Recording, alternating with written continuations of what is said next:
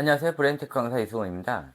요 전에 어떤 채널에다가 이제 뭐 댓글 좀 쓰고 그랬더니 갑자기 구독자분들이 늘었어요. 그래서 인사도 할 겸 해가지고 영상을 지금 올렸어요. 그러니까 저에 대해서 약간 소개를 해드릴게요. 저는 현재 아이는 없어요. 아이는 없는데 아침부터 저녁까지 일하는 시간에도 아이에 대한 연구를 계속 하는 중이고요. 그러라고 지금 1년 반 사이에 흰머리가 많이 들었어요. 생각을 좀 많이 하느라. 그리고 뭐 유아교육과도 나온 것도 아니고, 또 그렇다고 제가 뇌에 대해서 하지만은 뇌 전공도 아니에요. 그런데 뭐든지 관심이 있으면은 그쪽에 빠져들게 돼 있는 거예요. 꼭 그 관련 학과를 나와야 되는 것도 아니고요. 저도 22살 넘어서 좀 머리에 문제가 생겨가지고 책을 못 보는 상황이 좀 생겼어요. 그래서 22살 때부터 제가 지금 이제 48이니까 이때까지 책을 한 권도 못 봤어요. 당연히 이거에 관련돼서 책도 못 본 상태고요. 그러니까는 이 종이로 된 책을 지금 현재는 못 보는 상태예요. 근데 다행이었던 게 이제 컴퓨터들이 나오고 정보들이 많아지고 진짜 그나마 다행인 게 모니터 글씨는 좀 볼 수가 있었어요. 그래서 모니터 글씨로 약간의 정보를 흡수를 했는데 일단은 저는 저만의 그 결을 가고 싶어서 다른 분들의 강의나 다른 분들 교수들 강의는 일절 보질 않았어요. 제가 직접 연구를 해서 아이들을 보는 게 다 맞겠다 해서 제가 스스로 아이들을 추적 관찰을 하고 또 아이들이 이상 현상이 있는지 없는지 이런 것들, 왜 이 아이는 이런 현상을 보이는지 이런 거에 대해서 혼자 스스로 다 연구를 했는데 다행이었던 게 제가 유튜브를 하고 나서부터 많은 분들이 다른 교수님들하고 강의가 많이 비슷하다 이런 얘기들을 하시더라고요. 그래가지고 내가 하는 이 연구가 맞구나라는 거를 느꼈는데, 그래도 저는 그분들 강의를 보질 않아요. 괜히 그쪽으로 쏠릴까봐. 저는 저만의 강의 스타일이 있고, 저만의 연구 스타일이 있어요. 그러기 때문에 저는 논문을 만들 수가 없어요. 대신 조만간 좀 빨리 해야 되는데, 제가 또 쓰는 걸 좀 많이 싫어해요. 그래서 또 정리하는 걸 또 잘 못해요. 정보가 너무 방대하다 보니까는 이렇게 정리를 못해서 책을 좀 쓰기는 해야 되는데 이게 하루하루 지날 때마다 새로운 정보들이 머릿속에서 막 생성이 돼가지고 이걸 조금 더 알고 나서 써볼까? 막 이런 생각 때문에 계속 늦어지고 있는데 그래도 내년에는 제가 운의 자네랑 뇌랑 아이들의 학습 이런 거에 대해서 어떻게든 책을 만들 생각을 가지고 있어요. 올해도 올해 초에 생각을 했는데 갑자기 뭐 이상한 것들이 막 알아지고 나서부터 좀만 더 기다려보자 이런 느낌에 했다가 제 강의 보시면 알겠지만은 또 연초랑 연말이랑 또 강의가 많이 바뀌고 또 레벨업이 좀 돼가고 있는 것들이 있어서 그래서 약간 더 기다리는 중이에요. 그래서 웬만큼 이제 머릿속에 꽉 차면은 하려고 하는 거고요. 저는 그나마 조금 다른 사람보다 좀 나은 게, 이 뇌에 대해서 많이 알고 이런 차원이 아니라, 저는 생각에 관련된 거를 다른 사람에 비해서 많은 양을 좀 할 수가 있어요. 예를 들어서 한 10명이 1년 동안 생각해야 될 거를 전 단 한 달 안에 생각을 할 수가 있어요. 저는 아침에 눈 뜨는 순간부터 자는 그 순간까지 또 자면서도 항상 생각을 하는 거를 멈추질 않아요. 그래서 잠도 자기가 조금 불편하기는 해요. 그리고 어떤 거에 대해서 고민을 할 때는 그 생각이 또 풀가동돼서 그때는 다른 사람 뭐 10명 분량이 아니라 몇 수십 명 분량의 생각을 뭐 단 며칠에 해야 되는 경우도 있어요. 그래서 이 생각에 대해서는 좀 많이 이제 남들보다 활발하게 돼 있는 상태예요. 그래서 저는 뭐 운동 능력도 나쁘고 책도 못 읽고 그렇다고 또 학교 다닐 때는 고등학교까지 우리가 이제 수능이 20문제 나왔는데 보통 제가 19개 이상 맞았는데 그거 외에 암기 과목은 제가 안 됐어요. 암기 과목은 거의 전교 꼴찌였는데 유일하게 수학만 잘했어요. 그렇다고 제가 연산을 잘한 것도 아니에요. 연산은 기본 연산, 4친 연산 정도.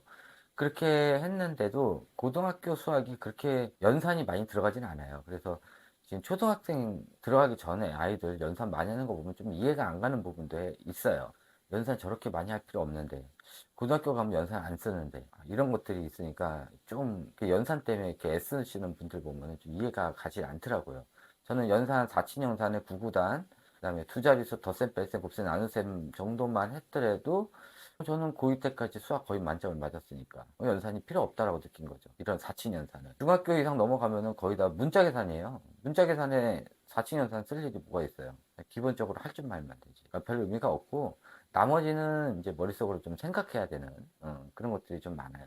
그거를 제가 수학 공부를 하면서 문제를 풀더라도 여러 가지 방법으로 좀 궁리해서 많이 풀었고, 특히 도형 문제를 굉장히 좋아해서 도형 문제 한 문제를 뭐 며칠씩 또 풀고 너무 재밌더라고요. 그래서 답이 나오는 순간 너무 기분도 좋고, 그런 걸 하느라고 제가 사고력 같은 게 굉장히 좀 뛰어나진 것 같아요. 근데 단점은 좀 단기 기억 같은 거나 아니면은 단순 기억 같은 것들이 안 돼서, 저도 이 뇌강의를 하면서 단어 하나하나 외우는데 보통 한 달씩 걸렸어요. 예를 들어서 호르몬에서 뭐 도파민이라는 이 글씨, 도파민이라는 글씨를 하나 외우기 위해서 제가 한 달이 걸렸어요. 그러니까 그 정도로 이런 단기 기억 같은 게 굉장히 안 좋아요. 그래서 저도 이걸 하는데 엄청난 시간 투자를 했어요. 남들이면 더 빨리 할 수 있는 거를 저는 이런 것들을 외워야 되는 그런 것들이 좀 길어지니까 좀 늦어진 건 있는데, 그거는 그거고 생각하는 건 생각하는 거 따로니까는 그 별개로 해서 따로 그거 할 건 했죠. 그런데 타인 이런 것들을 안 보다 보니까 다 개인 연구다 보니까 추적 관찰을 해야 됐고, 그래서 예전에 재능 학습지 다닐 때, 좀 많이 손해를 봤어요. 그런데 그때 그 시절에 제가 뇌에 대해서 알게 됐고, 그때 만약에 그 학습지를 그만두면은 아이를 만날 기회가 없을 것 같아요. 그리고 그때 나이가 제가 35이 간당간당해서 학습지에서 뽑지 않는 나이여서 여기를 그만두면은 다시는 아이를 만날 일이 없을 것 같은 거예요. 그래서 손해를 보면서까지 제가 거기서 3년을 더 있었어요. 그런 바람에 제가 손해를 한 6천만 원 이상 봤는데도 이 연구 때문에 제가 거기서 버티고 있었던 거고요. 그때 아이들 3년 동안 추적 관찰을 하면서 이제 자뇌의 운에 대해서 이제 많이 알게 된 거죠. 그리고 나서 이제 그 학습지를 그만두고 이제 성인들, 주로 이제 성인들하고 생각했는데 주로 했던 게 성인 심리 쪽으로 많이 했어요. 그것도 자뇌 운에 나눠서 자뇌형 운행 나눠가지고, 자녀형 사람들은 기본적으로 이런 성질을 가지고 있기 때문에 저 사람이 진짜 이런 성질을 하나 안 하나 봤더니 또 다 그런 건 아닌 것 같아요. 그래서 뇌가 한쪽 뇌로만 살 수가 없고 두 뇌가 왔다 갔다 하는데 두 뇌의 선호도에 따라서 사람들의 성격이 바뀌는구나. 그래도 기본 베이스 성격이 있구나. 이런 것들을 알게 된 거고요. 그렇게 하다가 다시 갑자기 어느 순간 제가 유튜브를 2020년 7월부터 했어요. 근데 2018년 정도인가? 그때부터 갑자기 아이를 보는데 엄마한테 이렇게 좀 당하는 아이들의 마음이 갑자기 같이 애리는, 그러니까 아이의 감정이 전해지는 이상현상들이 일어나더라고요. 그러더니 그다음부터 아이들을 보면은 아이의 감정이 전해지는 거예요. 처음 보는 아이인데도 엄마한테 당하는 이런 학대나 엄마한테 당하는 이런 것들로 이렇게 힘들어하는 것들이 이상하게 저한테 처음 보는 아이인데도 전해지면서 막 가슴이 애리고 막 그런 것들이 생기면서, 야, 이거는 아이에 대해서 해야 되는구나. 그런 마음을 가지고 다시 아이에 대해서 연구를 하긴 했어요. 그런데 뭐 아이에 대해서 기본적으로 자녀형, 운해형 대해서는 기존에 했던 게 있으니까 하다가, 그러다가 이제 2020년에 이제 코로나 시즌에 어차피 밖에 못 나가니까 그때부터 본격적으로 유튜브를 한번 해보자 해서 시작을 한 거고, 한참 하다 보니까는 저랑 비슷한 강의를 하시는 교수님이 계시더라고요. 그래서 아니 내가 올리는데 비슷한 강의가 있으면 안 되겠다 해가지고 그때 또 한참 또 궁리를 했죠. 똑같은 강의를 두 번 올리는 거는 좀 그런 것 같아. 다른 사람이 하는 걸 강의를 올리면 내가 보고 베끼는 것 같은 그런 느낌이 드는 거예요. 그래서 어떻게 할까 궁리를 하다가, 그래, 뇌와 아이들의 지금 여러 가지 학습하는 거에 대해서 연계성을 한번 따져보자 해가지고, 그때부터 본격적으로 아이들이 학습을 할 때, 또는 이런 언어를 배울 때, 또 책 육아를 하거나 아니면 여러 가지 학습들을 할 때, 어떤 식으로 뇌가 돌아가는 건지, 이런 것들을 혼자 스스로 막 연구를 하기 시작을 한 거예요. 그러니까 아직까지는 그런 연구가 실질적으로 있는지 없는지는 모르겠어요. 뭐 논문자를 찾아봐도 별로 없고, 또 그런 거에 대해서 강의하시는 분들도 없기 때문에 어차피 제 강의 자체는 독립적이기 때문에 다른 분의 이런 강의 같은 거를, 또 다른 교수님의 강의 같은 거를 제가 참고를 할 수가 없는 부분이에요. 기존에 제 강의 들어보신 분들은 알겠지만은 제 강의 자체가 다른 유튜브에는 없어요. 그리고 인터넷에 찾아봐도 없는 내용이에요. 그래서 어떤 사람이 생각하기에는 그게 카더라, 거짓 정보다라고 생각할 수도 있겠지만은 또 그렇게 생각하기에는 애들이 진짜 그런 현상들을 보여요. 그래서 거짓된 정보라고 얘기하기도 뭐하죠. 근데 그럴 수밖에 없는 게 제가 그런 거 아이들이 일정하게 이상 현상을 나타내는 거에 공통 분모를 찾고 공통 분모에 대해서 그게 어떻게 일어나는지를 했기 때문에 제 강의가 신뢰는 안 가지만은 또 어떻게 보면은 진짜 이렇게 돼서 애들이 이런 현상이 일어나니까 또 그렇다고 볼 수도 있죠. 저도 제 강의가 언젠가는 좀 어떤 교수님에 의해서 비슷하게 좀 논문이 나왔으면 좋겠어요. 그래가지고 실제로 제가 하는 강의가 맞는지 틀리는지 좀 알아보고 싶기도 하고요. 이 코로나 이후에 나오는 이런 사교육이 갑자기 침범을 한 이런 교육들 같은 경우는 실질적으로 그런 영아식이나 그러니까 36개월 이전에 이런 학습 같은 경우는 실질적으로 그런 걸 해본 적이 거의 없었어요. 코로나 이전에도 해도 몇 명의 아이들만 이렇게 많이 하지 않았었거든요. 근데 그 아이들조차도 좀 문제가 생겨서 제가 그때부터 아이들에 대해서 좀 관심을 가졌던 거고요. 근데 그때도 문제가 있었는데, 코로나 팬데믹 시즌에 수많은 아이들이 그런 걸 하더라고요. 그때다 싶어가지고 사교육 업체들이 다 말 바꾸기를 하고, 또 가짜 논문 인용하고, 논문에서 결과값만 인용을 해가지고, 또 많은 또 조기교육 권장하는 유튜브들한테 또 지원을 해줘가면서 한 방에 딱 1년 만에 그렇게 돼버린 거예요. 그러니까는 코로나 시기에 아이를 낳으신 부모님들이 이게 정상교육인가 보다 하고 시작을 하게 된 게 지금의 아이들의 수많은 뇌질환을 앓게 하는 거예요. 학교 가기도 전에 아이들이 뇌질환을 앓는데 이게 문제가 뭐냐면은 그쪽 사교육 업체에서는 이게 나 때문에 그랬다는 원인이 뭐 있냐 논문 자료를 달라라고 하는데 아쉽게 논문 자료는 지금 나오지가 않아요. 아이들을 추적 관찰을 하고 그것이 결과값이 나오고 아이가 웬만큼 나이가 지났을 때 어떻게 변화됐나까지 봐야 되니까는 영아기 때 이런 걸 하면은 7살 때 아이가 어떤 변화가 일어났다고 그러면은 그 기간이 얼마예요? 7년이에요. 코로나 시즌에 했으면은 만약에 지금부터 연구가 들어가면은 그 논문이 언제 나와요? 7년 후에 나와요. 그러면은 7년간은 그 논문이 나오기 직전까지는 수많은 수천만 명이 되겠죠? 그치. 그 정도의 아이들이 7년에 걸쳐서 망가진단 말이에요. 좋든 나쁘든 망가져요. IQ가 좋게 태어난 아이들도 강제적인 이런 영아 시기부터 교육을 하다 보면은 IQ 좋게 태어났는데도 3살 넘어서 이상 증세를 보일 수도 있고 유사 자폐를 보일 수도 있고요. 또 운해 타입 아이들 같은 경우는 영아 시기부터 학습하다가는 항구증이 올 수도 있고 항구증보다는 실어증이 오게 되는 거죠. 그리고 6세, 7세 때는 ADHD 전조 증상이 나타나기 시작을 해요.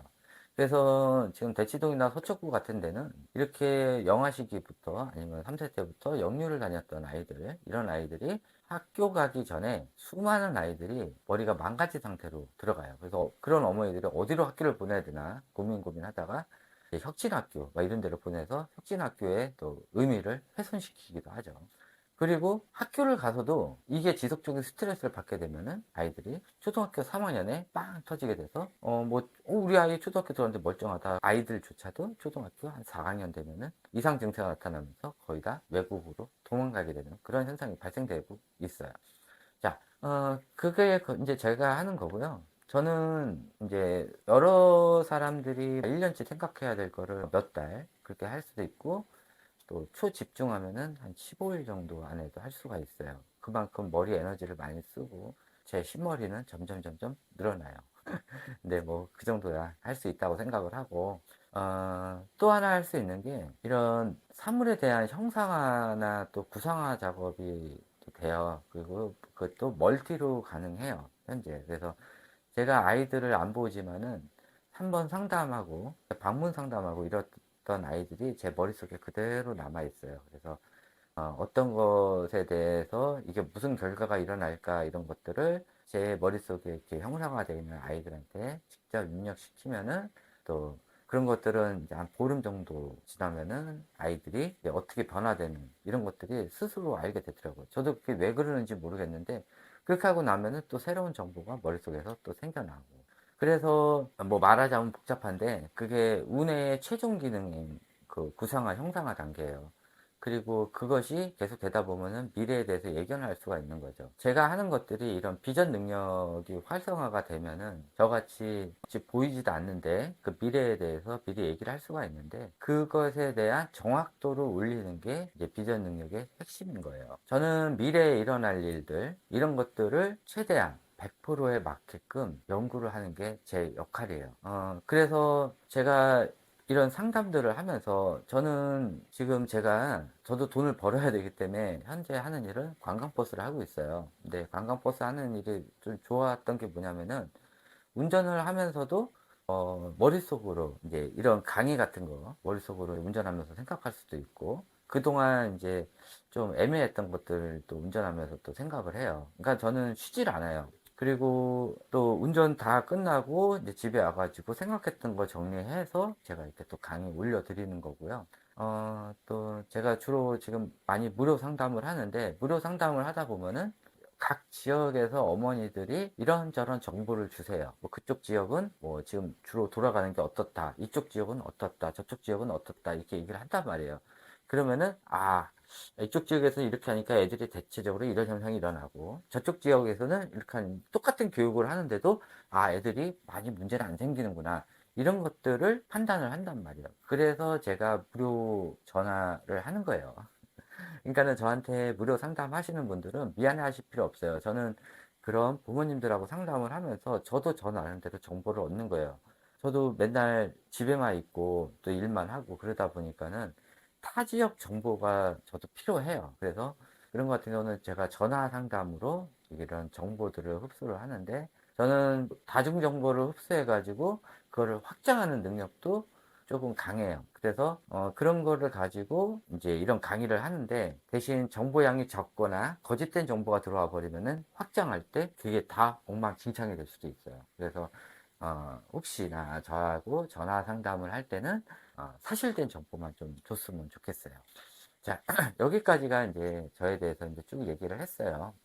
근데 제가 이 뇌에 대해서 한 것도 아니고 했는데 어떻게 하냐, 참 궁금하신 분들이 많으실 거예요. 저는 신경외과도 아니고 그렇다고 육아 전공한 것도 아니고, 그런데 이걸 어떻게 했을까? 방법은 쉬워요. 제가 맨 처음에 했던 방법이에요. 지금은 이렇게 하진 않는데, 제가 맨 처음에 뇌에 대해서 공부를 할 때 애들이 이상 증상이 생겼을 때 어떻게 했냐, 이거는 바이러스와 백신의 개념을 생각하면 돼요. 바이러스와 백신. 바이러스를 만드는 사람 있잖아요. 지금 조기교육 업체들. 이런 바이러스를 만드는 사람들에 의해 가지고 문제가 생기잖아요. 그러면 문제가 생기는 현상부터 역추적을 하면 돼요. 그러면은 답이 나오게 돼 있어요. 예를 들게요. 자, ADHD라는 게 있어요. 그러면은, 자, 제가 하는 연구 방법을 알려준 거예요. 이게 초창기에 했던 방법이에요.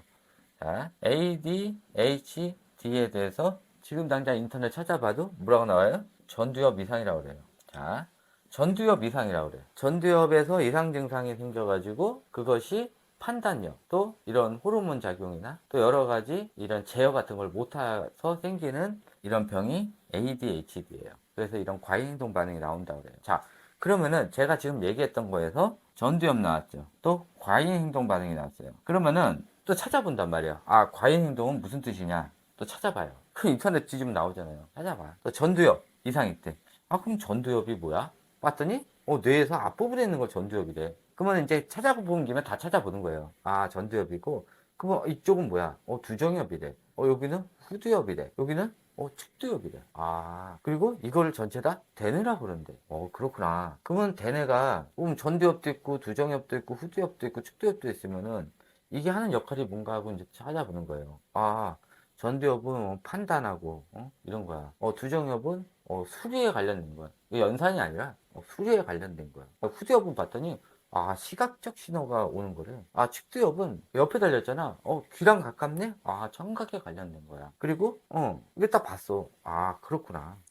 그러면은, 우리가 눈으로 본 게 시각적 신호로 들어와가지고, 딱 봤더니, 그게 다 두정엽으로 보인대, 감각 신호가. 그리고 나서, 감각 신호에 따라서 각자의 뇌를 보내서, 결국은 전두엽에서 판단을 내리는데, 판단을 하는 부분에서 이상이 생겨버리면은, 애들이 과잉 행동 반응이 나오는구나, 이렇게 되는 거예요. 쉽잖아. 거꾸로 가는 거예요. 그러면은, 이제 또 궁금증이 생겨. 그럼 전두엽이 어떻게 하면은 이상이 생길까? 전두엽이 이상이 그러니까 원인을 찾아야 되잖아. 그랬더니 뭐라 그러냐면은 전두엽이 이상이 생기는 원인이 여러 가지가 있어요. 성인 기준으로 얘기할게요. 자, 자유행위를 많이 하거나, 야동을 많이 보거나, 남자들 다 전두엽 이상 생기겠네. 그리고 또 집안에서 틀에 박힌 규칙적인 생활을 할 때 전두엽에서 이상이 생겨요. 그러니까 밖에 야외 활동을 안 하는 거죠. 이런 것들. 그 다음에 좌우의 불균형이에요. 그리고 마지막으로 중독이에요. 대표적으로 이 현상이 일어나면은 전두엽이 이상이 생겨요. 자, 아동이 자유행위 하지 않죠. 야동 보지 않는단 말이에요. 그러면은 요 셋 중에 하나가 아이가 전두엽이 망가지는 원인이에요. ADHD는 보통 애들이 선천적이면은 빨리 나타나요. 이미 영악이 넘어가지고 나타나기 시작을 해요. 그런데 후천적일 때는 애들이 5세에서 6세 전조 증상이 일어나고 대충 7세 되면 애들이 이제 가만히 있지 못하고 학교를 들어가면서 그게 몇 배 뻥튀기가 돼요. 그리고 약은 8세부터 먹을 수가 있기 때문에 병원 가면은 학교 들어가서 오라고 해요. 학교 들어가면은 애들이 약 4월 달에서 5월 달 정도에 애들이 빵 터지게 돼요. 그러면 그때 병원 가면은 ADHD예요, 약 드세요 이렇게 얘기를 한단 말이에요. 근데 이 전조 증상은 이미 5세, 6세에서 특증상부터 해가지고 이미 보였는데 이걸 무시하고 어머님이 똑같은 교육을 계속 시켰을 때 아이가 더 심해지게 되는 거고, 이 ADHD 전조 증상이 나오면은 이미 아이는 고치기 힘든 상태가 된 거예요. 폭발을 한 상태니까 뚜껑이 열린 상태예요. 자, 그러면은 5, 6세 전에 아이가 무슨 일이 생겼다는 거야. 그러면은 0세부터 약 4세 때까지 뭔가 집안에 일이 있었단 소리야. 그러면은 0세부터 4세 때까지 무슨 일이 있을까? 딱 봐봐. 그러면은 틀에 박힌 집안 생활이야.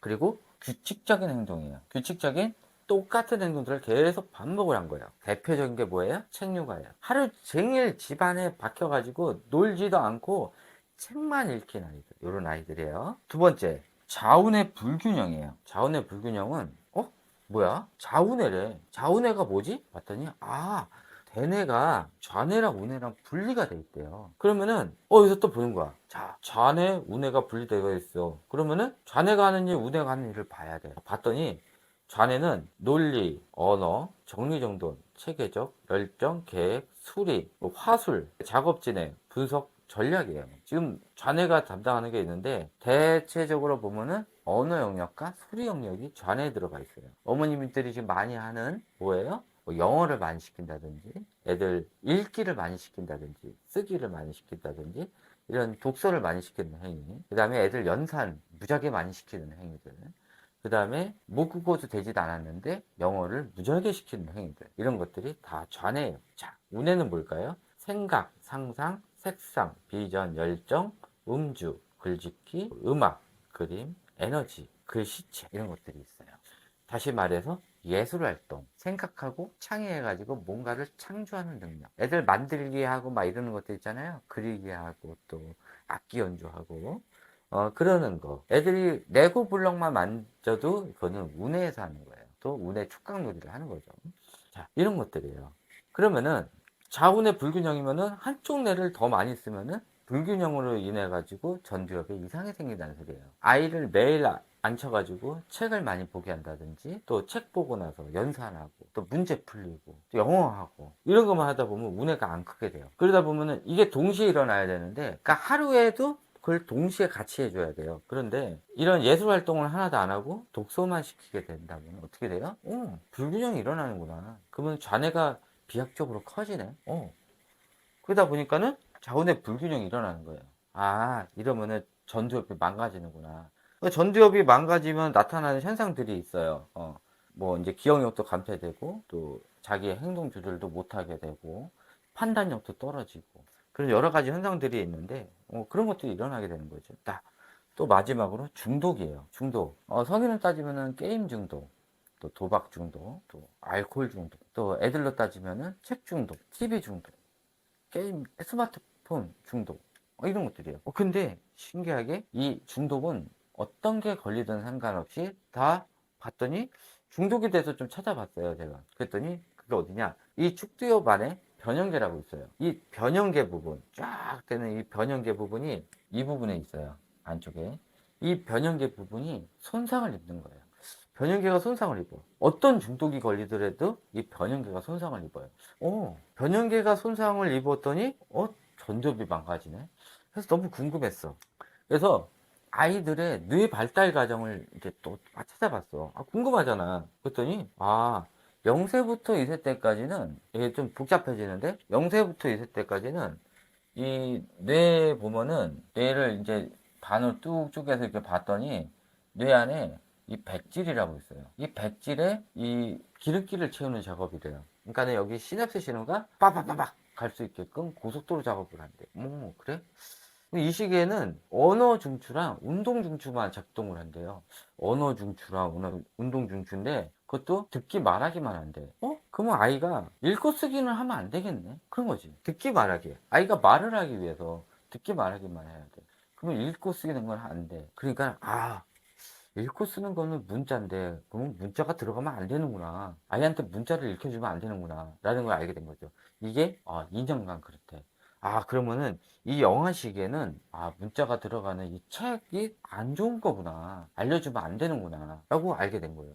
그렇구나. 그리고 나서 이 안에 보니까 또 회백질이라고 있어. 여기에 이제 회백질이 있는데 회백질이 이제 이게 시냅스들이 이게 쫙 있는 거라고 나오는 거예요. 시냅스가 있는데 이 백질에서 받아든 정보가 이 회백질로 넘어가는 건데 딱 봤더니 아이가 태어날 때 이 회백질이 다 크기가 틀리대. 일반 아이는 더 얇을 수도 있고 어떤 아이들은 더 클 수도 있고 영재 아이들은 일반 아이보다 2배가 더 커요. 태어났을 때 태생 때부터 달라요. 영재 아이들은.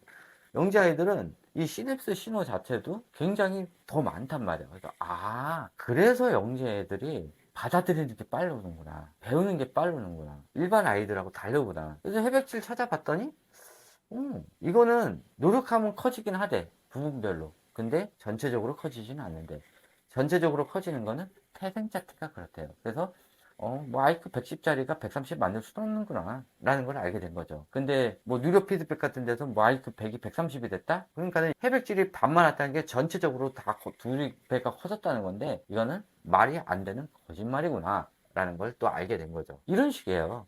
이런 식으로 역추적으로 하는 거예요. 역추적. 이런 식으로 해서 제가 연구하는 방법이었던 거예요.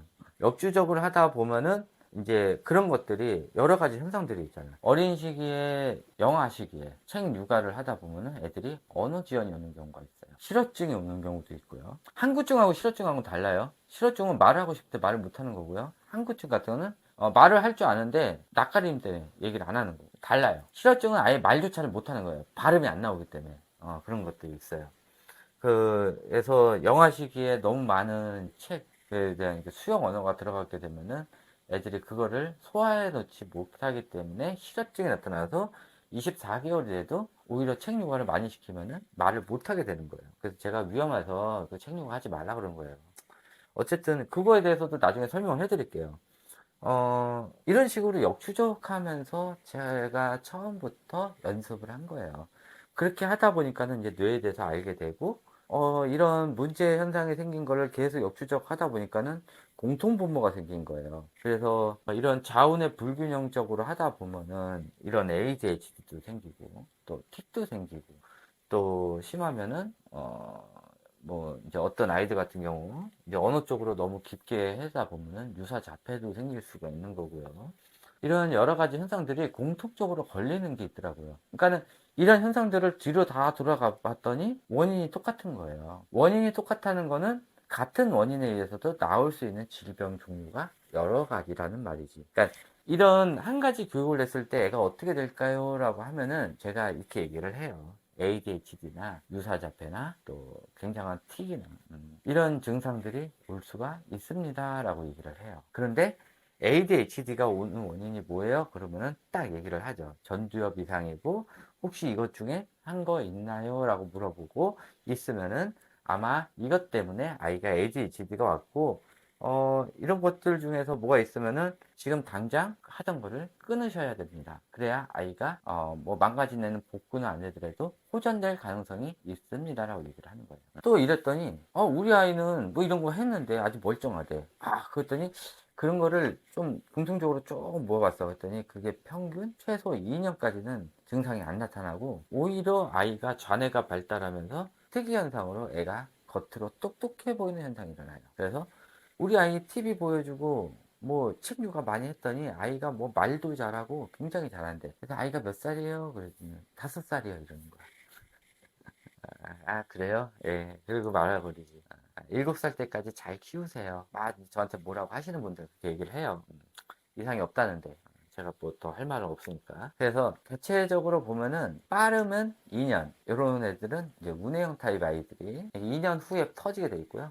좌뇌형 아이들 같은 경우는 그거를 버텨요. 버텨서 문제가 생기는 게 빠르면 7살. 늦어도 학교에 들어가서 입학하자마자 한번 터지거나 아니면은 늦어도 3, 4학년에 빵 터지게 돼요. 근데 그것마저 버틴 아이들 5학년에서 6학년 되면은 시냅스 가지치기가 그때부터 본격적으로 시작하는데 그때 운해를 한 번도 성장 안 시켜낸 아이들 같은 경우는 운해에 있는 시냅스 신호를 다 끊어버리기 때문에 학교를 이제 중학교 넘어서부터 본격적으로 생각이라는 거는 할 수가 없는 상태가 되고 상상이라는 것조차 하기가 어려운 상태가 되고 좌뇌 편향적으로 자라서 인격 장애가 오기 시작을 해요. 그런 증상들이 일어나요. 공부를 잘해도 그 아이는 인격적으로 문제가 생기는 이런 사람들 많죠. 솔직히 의사라고 다 하지 않잖아요. 의사들 중에서도 돈만 보고 하시는 분들도 있고, 돈을 벌기 위해서 뭐 노인들을 이용하시는 분들도 있고, 그런 사회성 떨어지는 분들도 많고, 어떤 분들, 육종 교수 같은 경우는 이제 좀 운해형 타입이죠. 돈보다는 사람이 먼저다라는 그런 마인드를 가지고 있고. 어쨌든 뭐 이렇게 강의가 좀 길어졌네요. 그래서 이게 제가 초창기에 했던 방법이고요. 지금은 이제 웬만큼 내용을 아니까는 이런 식으로는 안 하죠. 그리고 지금은 대충 내용을 아니까는 어떤 것이 일어났을 때 제 머릿속에 있는 아이들 대상으로 이제 시뮬레이션 돌리는 이제 구상 작업을 하면은 자동으로 또 새로운 정보가 나와요. 그리고 그 정보가 나왔을 때, 그 결과값에 나오는 이제 비슷한 사례를 찾아봐서, 맞다 싶으면은, 이제 그렇게 해서 망가지는 과정들을 이제 머릿속으로 상상이 되는 거죠. 그렇게 하고, 이제 어머니들하고 상담을 하는 거예요. 근데 대체적으로 맞아요. 저랑 상담하셨던 분들은 아실 거예요. 저는 제가 하는 이 강의가 뭐 100% 맞다고는 할 수가 없는데, 그래도 어머님들이 아시기 좀 편하게 하려고 의학적인 이런 것들을 좀 빼고 편하게 이제 얘기를 하느라고 인터넷 찾아보는 내용하고 약간 좀 다를 수도 있다는 거 알고 계시고요. 저는 우리나라 아이들한테 맞는 이런 육아 상식과 또 뇌에 대해서 얘기를 한 거예요. 가끔 저한테 외국에서 살고 계시는 어머님들도 전화가 와요. 예전에도 미국에 살고 계시는 어머니들도 있었고, 제 거 구독자들 중에서 미국에서 한 2%, 2, 3%, 일본에서 2, 3% 정도 계세요. 그래서 그분들도 제 걸 보고 계시는데 그분들은 이제 그 나라 정서에 맞게 해야 되니까는 그분들은 이대로 하면 안 되고요. 저랑 따로 상담을 해서 그 나라에 맞게끔 해주시는 게 좀 좋을 것 같아요. 어쨌든 간에 제가 하는 방법이에요. 했던 방법이에요. 지금 이렇게 안 하지만은. 그래서 여러분들도 이런 식으로 역추적하는 방식으로 하다 보면은 여러분도 할 수 있는 거예요. 그래서 제 강의는 논문이 필요가 없어요. 역추적하면 나오는데 논문이 뭐가 필요 있냐고. 다 있는 결과 가지고 역추적하는 건데. 그래서 제가 강의한 거 가지고 솔직히 논문 달라고 그러면은 저도 참 답답해요. 역추적하면 나오는데 이걸 논문 달라고 하니까 저 줄 수가 없는 부분이죠. 이게 단순한 거야, 단순한 거. 근데 제가 강의할 때는 이제 거꾸로 하지. 뭐, 우뇌와 좌뇌가 있는데 좌뇌만 이렇게 많이 하다 보면은 아이들이 뇌에 불균형이 생기기 때문에 또 불균형이 생기다 보면은 뇌 성장 과정에서 좌뇌에 있는 이성의 뇌를 하다 보면은 뇌의 변형계가 망가지고 뇌의 변형계가 망가지다 보면은 아이들이 전두엽에 이상이 생겨서 ADHD가 걸려요 라고 강의를 하는 거예요. 저게 뭔 소리야, 저게 맞는 소리야? 저렇게 얘기했으면은 그게 관련 논문이 있을 텐데 논문 주세요. 이렇게 되는 거지. 근데 그 논문 줄 필요가 없어. 이거 다 나온 걸 거꾸로 하니까 이렇게 나온 거를 제가 반대로 설명을 한 것 뿐이에요. 그러니까는 제 강의 자체를 그런 식으로 받아들이면 돼요. 저는 아이가 문제 생겼을 때 그걸 다 역추적했던 거를 부모님들이 그걸 해야 되는 게 힘들잖아. 얼마나 힘들어. 그걸 내가 다 할 테니까 내가 다 해서 그거를 다 설명을 해주는 거예요. 그 복잡한 작업을 안 하셔도 되게 제가 다 그렇게 강의를 한 거예요. 지금까지 강의했던 내용들이 다 이렇게 역추적해서 한 거예요. 그렇게 한 거니까. 그래서 제가 제 강의에 신뢰를 갖고 있는 게, 있는 결과 가지고 하는데, 제 사견 들어간 건 별로 없어요, 솔직히. 말로는 제 개인 연구 결과라고 하지만, 이게 뭔 연구야, 이게. 역추적한 건데. 그런 거예요, 제 강의가. 별거 아닌 거야. 이게 좀 뇌 나오니까 어렵지, 쉬운 거예요. 네. 일단, 이렇게 해서 제가 강의들을 이어가는 거예요. 하여튼, 이렇게 해서 제 강의가 이어진다는 거 말씀드렸고요. 앞으로 조기 교육에서 이런 거짓말들 하는 것들, 이제 가끔 이제 화면 위쪽에 띄워줄 거예요. 팩트. 실질적으로 뇌가 어떻게 돌아가는지. 그런 게 가끔씩 나와야 사람들이 믿는 것 같아요. 그래서 그런 거에서 실질적인 이런 뇌에 대해서 나온 내용들, 그런 거를 같이 병행해서 보여드리도록 할게요. 그래야 믿을 것 같아요. 그래서 이제 조기 교육에서 거짓말하는 것들 본격적으로 이제 한 4달에 걸쳐서 싸울 거예요. 그래서 좀 강의 난이도가 조금 더 세질 거예요. 그래서 저쪽 논문휴가 그쪽에서 오신 분들은 아시겠지만 제가 거의 직설적으로 좀 많이 얘기했어요. 음. 참, 그리고 제 강의는 좀 길어요. 기본이 40분이에요. 그래서 천천히 들어주시면 돼요. 다 알고 계시고요. 그러니까는 너무, 저는 원인을 밝히는 강의라 강의가 좀 길어요. 그래야 이야기가 편하니까는 그냥 한 번만 들어도 돼요. 그러면은, 저 사람이 하는 말이 맞구나, 라고 그냥 생각하시면 돼요. 하여튼, 이렇게 알고 계시고요. 제가 그쪽에서 상담할 때, 저는 이런 전체적인 설명을 할 수가 없어요. 그래서 직설적으로 빨리 설명을 해야 되기 때문에 좀 강하게 표현을 많이 한 것들이 있기 때문에 좀 이해해 주시고요. 이쪽에서는 제 강의는 더 심해요. 그냥 더 직설적이야. 그래서 그렇게 알고 계시면 좋아요. 저 사람은 왜 말을 저렇게 라고 하는데 그 정도로 지금 심각해진 상태예요. 사교육이 암처럼 너무 많이 퍼져가지고 암으로 얘기하면 지금 거의 4기 수준이에요. 좀 있으면은 한 5년, 6년 지나면은 우리나라 이제 애들 교육은 정상적인 게 없어질 거예요. 거기서 살아남으려면은 그래도 기본적으로 제 강의를 들은 그 사람만큼은 좀 버텼으면 하는 바람에서 제가 강의를 이어가는 거예요. 어쨌든 간에 이것으로 끝마치도록 하고요. 일단은 뭐 제 강의를 신뢰하시는 분은 신뢰하시고 안 하시면 안 하시는데, 그래서 제가 제 강의하는 그 루틴 설명을 한 거고, 이것도 못 믿으시겠으면은 뭐 이제 또 못 믿으시는 건데, 뭐 구독을 하셨다는 거 자체는 저를 믿으시니까 했다는 거니까 제가 그 구독한 거에 대한 보답은 제가 해드릴게요. 그리고 저는 돈을 바라고 하지는 않아요. 아직까지는. 나중에 또 구독자가 많아지면 저도 헷갈려 할 수도 있어요. 저도 사람이다 보니까 몰라요. 농담이고, 또 그럴 수도 있어요. 하여튼, 지금은 웬만하면 다 무료로 해요. 전화 상담도 무료로 하고, 근데 방문 같은 경우는 제가 좀 움직이고 기름값이 드니까, 그거에 관련돼서 이제 조금 받아요. 조금 받는데, 또 그것도 방문도 안 받는다고 하면 어머니들이 조금 미안해 하시긴 하시더라고요. 그래서 기름값 정도는 받는데, 그거 외에는 전화 상담까지는 싹 다 무료니까는 편하신 대로 그냥 전화 주세요. 제가 시간이 되면 다 받아드릴 테니까. 해가지고 위에 카톡 올려놨으니까 궁금하신 점 저한테 언제든지 카톡 주세요. 그러면은 제가 시간 있는 대로 상담 드리도록 할게요. 너무 조기교육 업체 믿지 마시고요. 옆에 잘한다고 자랑하는 애들 유심히 관찰해 보세요. 애가 어떻게 변하나. 제가 강의한 대로 애들이 변하나 안 변하나 한번 잘 보세요. 그러면은 이제 슬슬 주변에 있는 애들이 무서워질 거예요. 그리고 그걸 시키는 어머니들도 무서워질 거예요. 그런 것들이 보이기 시작할 거예요. 네, 요것을 끝마치도록 하고요. 궁금하신 점 언제든지 제 카톡이나 아니면 밑에 댓글에 남겨주시기 바랍니다. 감사합니다.